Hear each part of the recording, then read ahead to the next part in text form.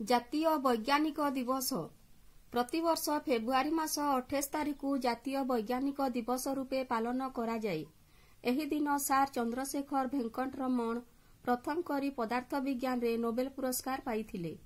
ଏହି ଦିନର ମହତ୍ତ୍ୱ ହେଲା ତାଙ୍କୁ ଅନୁସରଣ କରି ତାଙ୍କ କୃତିକୁ ସମାଲୋଚନା କରିବା। ଏତଦ୍‌ବ୍ୟତୀତ ଆଗାମୀ ପିଢ଼ିର ଲୋକଙ୍କ ମନରେ ବୈଜ୍ଞାନିକ ମନୋଭାବ ଜାଗ୍ରତ କରିବା, ବିଜ୍ଞାନ ପ୍ରତି ଆଗ୍ରହ ସୃଷ୍ଟି କରିବା। ସାର୍ ଚନ୍ଦ୍ରଶେଖର ଭେଙ୍କଟରମଣ ଜଣେ ଅସାଧାରଣ ପ୍ରସିଦ୍ଧ ବୈଜ୍ଞାନିକ ଥିଲେ। ଭାରତର ପ୍ରଥମ ଗବେଷଣା ଅନୁଷ୍ଠାନ କଲିକତାର Indian association for the cultivation of ସାଇନ୍ସର ଛାତ୍ର ଥିଲେ। 1907 ମସିହାରୁ 1933 ମସିହା ପର୍ଯ୍ୟନ୍ତ ସେ ବୈଜ୍ଞାନିକ କର୍ମମୟ ଜୀବନ ବିତାଇଥିଲେ। 1930 ମସିହାରେ ସାର୍ ଚନ୍ଦ୍ରଶେଖରଙ୍କୁ ପ୍ରଥମ କରି ପଦାର୍ଥ ବିଜ୍ଞାନରେ ନୋବେଲ ପୁରସ୍କାର ମିଳିଥିଲା।